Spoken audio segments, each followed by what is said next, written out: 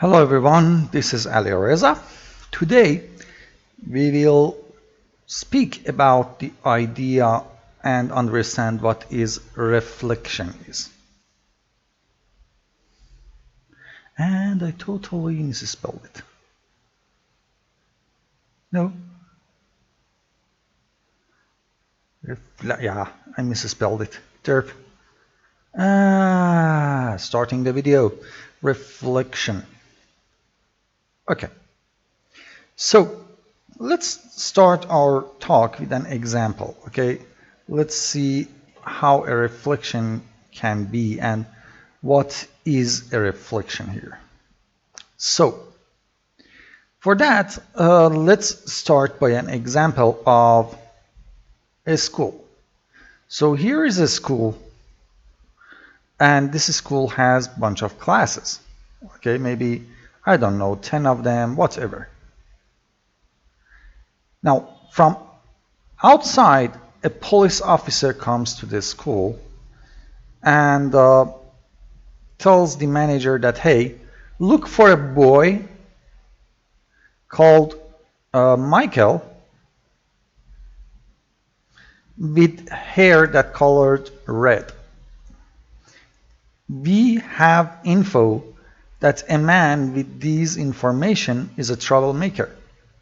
Now the manager of the school will assign some staff and say, hey, go to each one of these classes and first ask if there is some boy named Michael in this case. Okay? And if there are anyone like that, take him to me. So let's say that that guy went to the classes, and from those 10 classes, he found 2 boys that fill in with this criteria. Now the manager wants to help the police, so he asks the boys to empty your pockets on the desktop. And here, one of the 3 options can happen. 1, none of the boys have anything that indicates that he can be a troublemaker.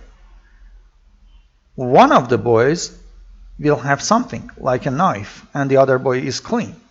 Or, worst case scenario, both of them have something. If none of them has anything, for example, the manager would call the police officer and say, hey, I found 2 boys, but I didn't find anything on them that can indicate that they are a troublemaker. Now, it's your decision to make something. In these cases, he will simply return the boys to the police officer. Okay, now let's take a look at a bigger scene of what is going on. This is one school, okay? Someone came to a police office, like a girl, and said that, hey, a boy with these criteria that you remember, Michael, redhead, blah, blah, disturbed me. I don't know where he is, but he disturbed me. Now the police officers has go from school to school and, find every boy that is called Michael with red head and collect them and return them to the office and then ask the girl to, hey, watch them behind a mirror and see if any one of them is the person. Now, this is a small scenario.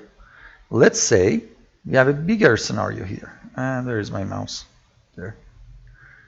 Okay, a bigger scenario is happening, for example, when we are dealing with a country's size issues. So this is one city.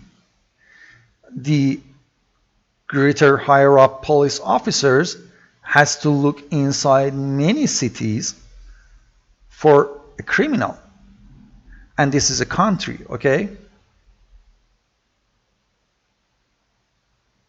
And we don't even need to go for Interpol example. Okay, let's see what is going on here. Let's talk about Visual Studio type of thing. The country in our example And there is my mouse again. Well, it's not behaving yet. Okay, the country in our example is our project. The whole project that we have as a game. Each city is one of the solutions that we have inside Visual Studio or another place. Each school is one of the project files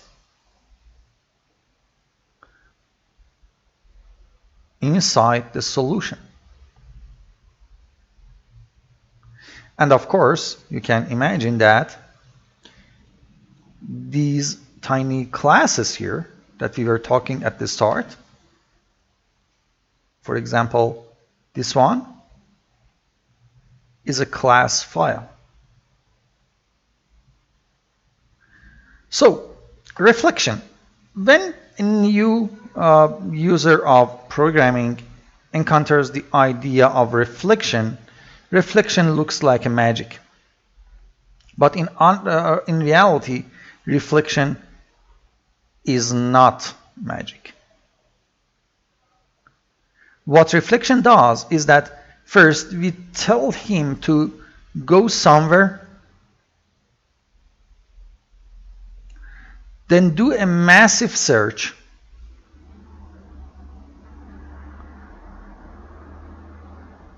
for something. If you find any result, now we look into the result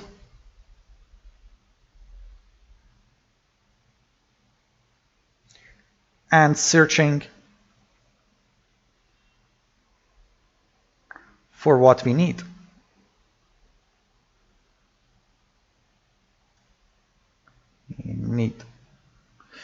If we found that, then we tweak the thing that we want. Okay?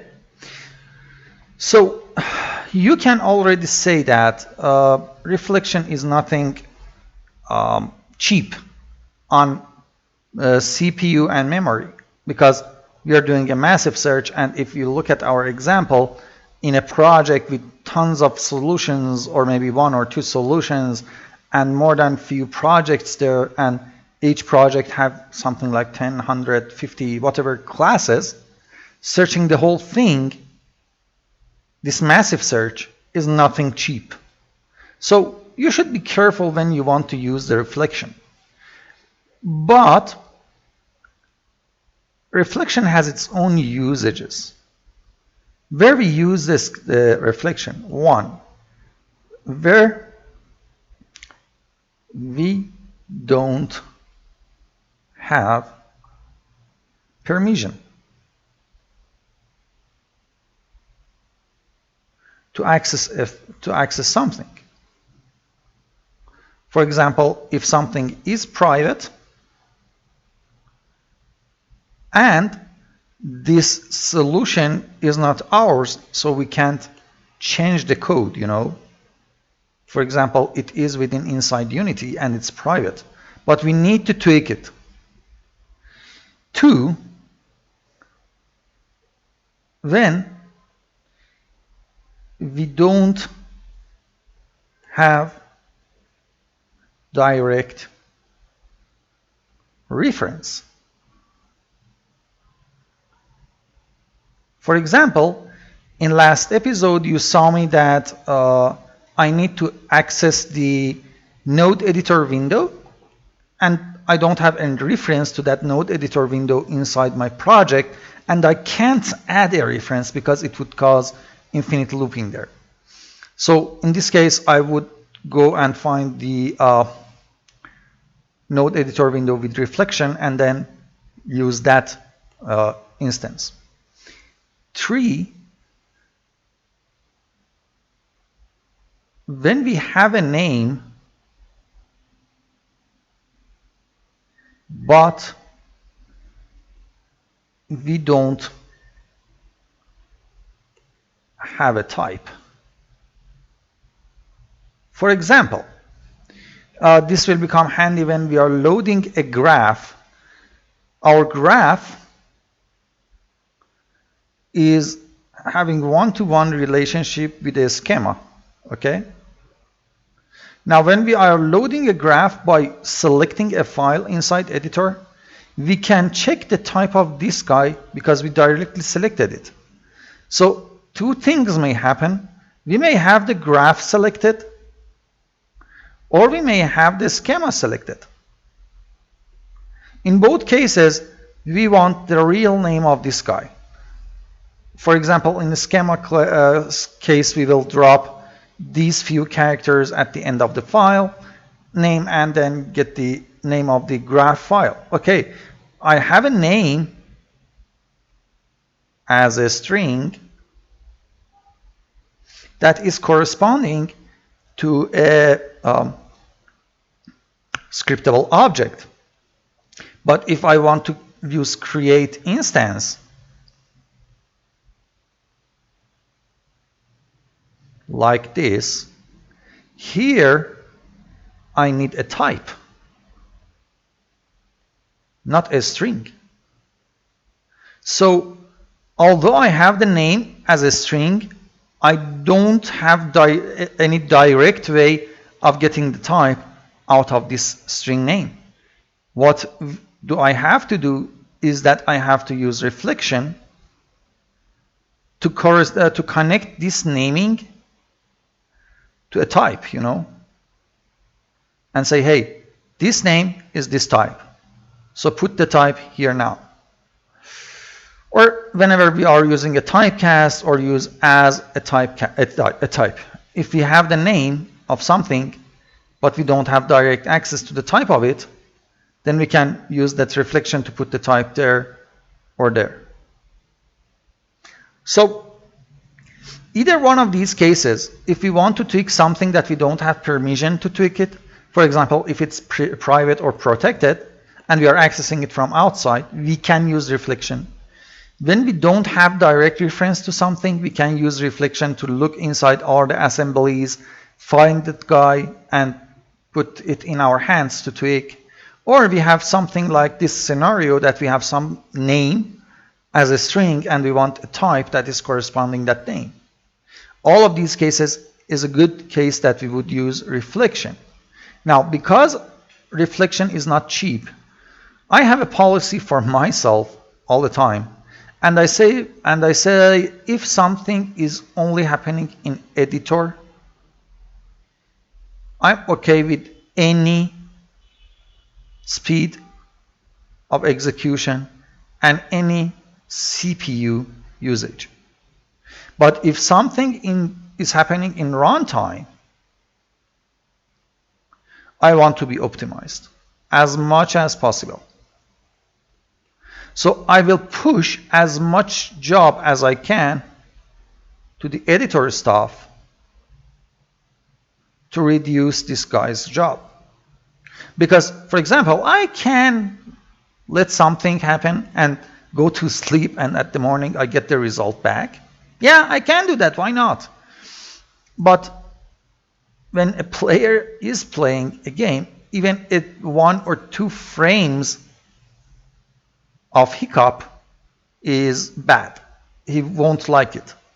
If you ever played Minecraft or Kerbal Space Program or any one of these programs that heavily use modding, and there are tons of mods out there, when you drop mods left and right, you will end up with this situation that no matter how much the original game is optimized, because of the mods, you will have these hiccups and you would say, oh, you know what? I need to take out some mods. So this is my policy. Editor, feel free to use reflection as much as you want. Runtime, if you can avoid reflection, do it.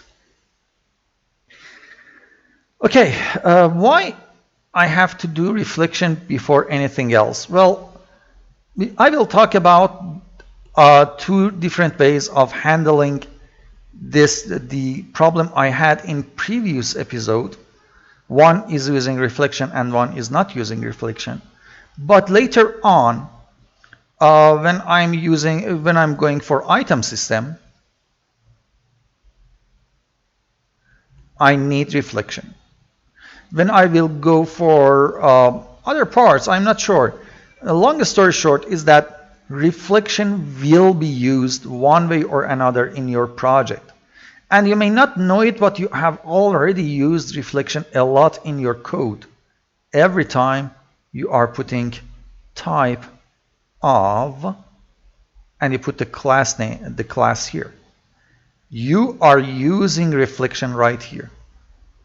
This is a very cheap reflection call, so we can use it as much as we want, but it is sort of reflection, although it's not sitting inside system.reflection, but it is sort of reflection, because the very base thing we do in reflection is getting access to a type. Then after that, we can do whatever we want with this type.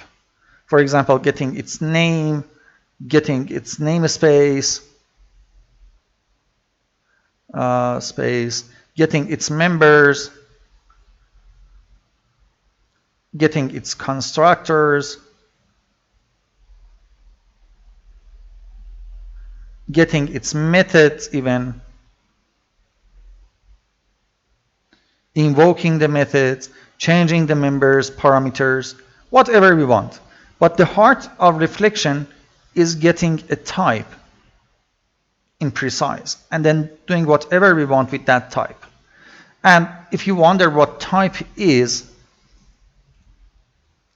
for example, when I have a Visual Studio C# class that is called, for example, player.cs, and I have a public class player and our curly braces, the type of this class is player. So when I get access to get type, I will get player as part of the name, although it's not only player. It's a very long sequence of string. It has the namespace dot the name of the class, here is player, and then, for example, the assembly information, blah, blah, blah. That is called full qualified name. We will take a look at these guys later, okay?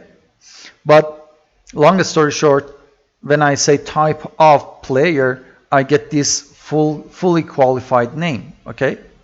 And I can use it.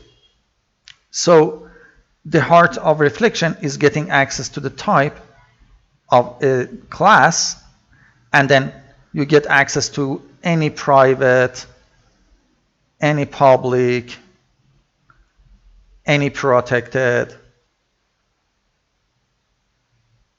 method, field, or property. In other words, you have access to everything.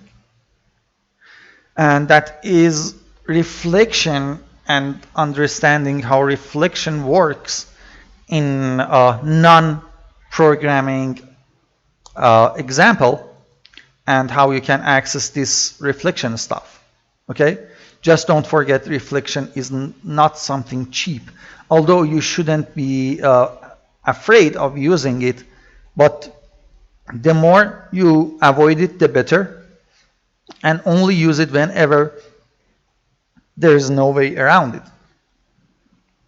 So in next episode, I will start writing a class as a reflection util class that lets you send in a fully qualified name as a string and get out the type, or just send in a namespace or a single name and find a possible fully qualified name out of it, or a possible type out of it.